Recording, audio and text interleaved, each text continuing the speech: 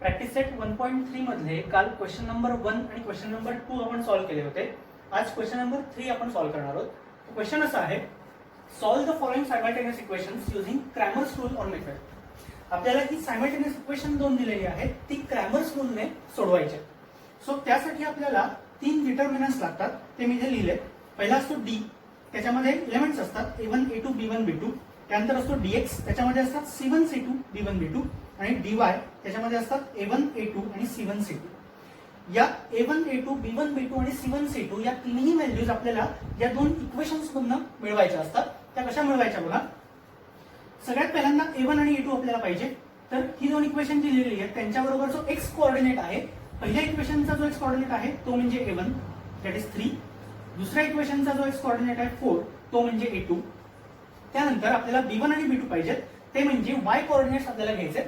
त्याच्यामध्ये पहिल्या इक्वेशन मध्ये y चा कोऑर्डिनेट आहे -4 that is b1 is equal to -4 आणि b2 आहे 3. आणि त्यानंतर आपल्याला c1 आणि c2 पाहिजेत, ते असतात हे जे इज इक्वल टू जो साइन आहे त्याच्या राईट हँड साइडला जे असतात ते म्हणजे c1 आणि c2 असतात, दॅट इज 10 आणि 5. आणि त्यानंतर या डिटर्मिनंट्स मध्ये या व्हॅल्यूज आपल्याला इन्सर्ट करायच्या. त्याच्यामध्ये पहिल्यांदा आपण डी घेऊया. त्याच्यामध्ये लिहायचं आहे a1 a2 b1 b2 is equal to a1 3 a2 4 that is 3 and 4. b1 आणि b2 -4 and 3 is equal to. त्यानंतर dx लिहूया. त्याच्यामध्ये पहिले c1 c2 पाहिजेत, दॅट इज 10 and 5. आणि नंतर पाहिजे b1 आणि b2 -4 and 3 is equal to. आणि त्यानंतर a1 a2 पुन्हा लिहायचं आपल्याला dy साठी, दॅट इज 3 and 4. आणि त्यानंतर c1 आणि c2 पाहिजे, दॅट इज 10 and 5. आणि आता हे तिन्ही डिटर्मिनंट आपल्याला क्रॉस मल्टिप्लिकेशन करून सॉल्व्ह करायचे. सो क्रॉस मल्टिप्लाय करूया. हे पहिलं 3 into 3 that is 9 -4 into 4 that is -16 is equal to. आता हे सॉल्व्ह करूया. 9 मायनस आणि मायनस साइन जवळ आल्यामुळे ते प्लस झालं. So 9 + 16 that is 25. हे आपल्याला पहिलं डी या डिटर्मिनंटचा आन्सर मिळाला. त्यानंतर dx हा डिटर्मिनंट सॉल्व्ह करायचा आपल्याला. आणि त्यासाठी क्रॉस मल्टिप्लाय करूया. 10 into 3 दॅट इज 30. त्यानंतर -5 into -4 दॅट इज -20. सो आता पुन्हा एकदा हे सॉल्व्ह करायला लागेल. हा 30 तसाच मायनस मायनस जवळ आल्यामुळे ते प्लस झालं आणि 30 + 20 दॅट इज 50. आणि त्यामुळे आपल्याला dx ची व्हॅल्यू मिळाली 50. आणि त्यानंतर dy सॉल्व्ह करायचा आहे. त्यासाठी पुन्हा एकदा cross multiply.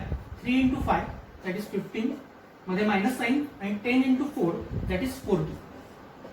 So 15 - 40 that is 25. आणि त्याला साइन ग्रेटरचं द्यायला पाहिजे, प्लस मायनस आहे पण ग्रेटरचं साइन द्यायला पाहिजे आणि म्हणून ते मायनस साइन आपल्याला इथे द्यावं लागेल. आणि त्यामुळे dy ची व्हॅल्यू आपल्याला मिळाली -25. आता आपल्याला d ची व्हॅल्यू 25, dx ची 50 आणि dy ची -25 अशा तिन्ही व्हॅल्यू मिळाल्यानंतर आपल्याला x आणि y ची व्हॅल्यू काढायची. आणि त्यासाठी आपल्याला फॉर्म्युला यूज करायचा आहे. पहिला फॉर्म्युला x साठी, x is equal to formula असा असतो dx/d. आणि y साठी फॉर्म्युला असतो dy/d. आणि आता यांच्यामध्ये या आपण कॅल्क्युलेट केलेल्या व्हॅल्यू इन्सर्ट करायच्या आणि सॉल्व्ह करायचं. याच्यामध्ये dx ची व्हॅल्यू आपल्याला पहिली मिळाली 50 आणि अपॉन d ची व्हॅल्यू आपल्याला मिळाली 25, ती इथे लिहायची. So 50/25 that is 2. आणि त्यानंतर y साठी dy ची व्हॅल्यू पहिली लिहायची. dy ची व्हॅल्यू मिळाली -25, ती इथे लिहिली. आणि त्यानंतर अपॉन d ची व्हॅल्यू आहे 25. So -25 divide by 25 that is answer -1. आणि therefore solution x is equal to 2 and y is equal to -1. अशी दोन आन्सर्स x आणि y ची आपल्याला मिळाली. सेकंड इक्वेशन सॉल्व्ह करूया. त्याच्यामध्ये पहिलं इक्वेशन हे दिलंय 4x + 3y - 4 = 0 आणि सेकंड आहे 6x = 8 - 5y. हे आपल्याला ax + by = c या फॉर्मॅट मध्ये आणून घ्यावं लागेल. आणि त्यासाठी ही इक्वेशन अशी लिहायची, दॅट इज 4x + 3y हे या बाजूलाच राहतील आणि इज इक्वल टू काढून हा -4 त्या बाजूला गेला आणि त्यामुळे तो झाला +4. आणि तसंच सेकंड इक्वेशन मध्ये सुद्धा हा 6x या बाजूलाच राहील, हा -5y या बाजूला आल्यानंतर होईल +5y आणि इज इक्वल टू काढून हा 8. आणि ही इक्वेशन्स दोन्ही आपल्याला हव्या त्या फॉर्मॅटमध्ये आलेली आहे. आणि त्यानंतर जी मगाचीच पद्धत होती ती आपल्याला फॉलो करायची. याच्यामध्ये आपल्याला पहिल्यांदा A1 आणि A2 लिहून घ्यायचे. त्या इथे 4 आणि 6 ते मी इथे लिहून घेतो. 4 6. B1 आणि B2 पाहिजेत ते लिहिणार आपण +3 आणि +5 दॅट इज 3 and 5. आणि C1 आणि C2 पाहिजेत ते आहेत 4 आणि 8. त्यानंतर आपण D, dx आणि dy हे डिटर्मिनंट लिहून घेणार आहोत. त्याच्यामध्ये पहिल्यांदा D is equal to A1 A2.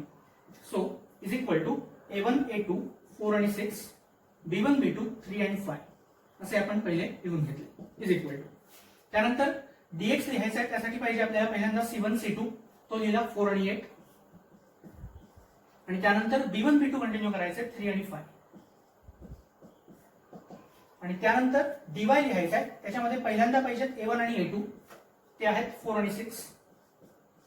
आणि C1 C2 आपल्याला पाहिजेत 4 आणि 8 इज इक्वल. आणि आता क्रॉस मल्टिप्लाय करून हे दोन्ही आपल्याला सॉल्व्ह करायचं आहे. त्यासाठी पहिलं मल्टिप्लिकेशन लिहितो 4 × 5 that is 20 minus 6 × 3 that is 18. आणि त्यामुळे 20 मायनस 18 दॅट इज 2. त्यामुळे d ची व्हॅल्यू आपल्याला मिळाली 2. देन dx सॉल्व्ह करायचा आहे त्यासाठी पुन्हा क्रॉस मल्टिप्लिकेशन करावं लागेल. 4 × 5 दॅट इज 20 मायनस 8 × 3 24. आणि आता 20 मायनस 24 करायचे दॅट इज 4. पण साइन ग्रेटरचं द्यायला पाहिजे आणि म्हणून 24चं साइन मायनस आहे आणि म्हणून तिथे आपल्याला लिहावं लागेल -4. आणि त्यानंतर dy सॉल्व्ह करूया. 4 × 8 32 मायनस 6 × 4 24. आणि 32 मधनं 24 मायनस करायचे आणि त्यामुळे आन्सर येईल 8.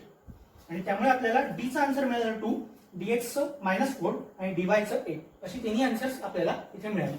आणि त्यानंतर आपल्याला x आणि y ची व्हॅल्यू कॅल्क्युलेट करायची. त्यासाठी पहिला फॉर्म्युला x चा dx अपॉन d. dx ची व्हॅल्यू आपल्याला मिळाली -4 ती मी इथे लिहितो. -4 अपॉन d ची value 2. So -4 upon 2 that is -2. आणि त्यानंतर y dy upon d. dy आपल्याकडे आहे 8 आणि d आहे 2. त्यामुळे इथे लिहिणार आपण 8 अपॉन 2 दॅट इज 4. आणि त्यामुळे therefore solution x is equal to -2 and y is equal to 4. इथे आपलं आन्सर कंप्लीट झालं.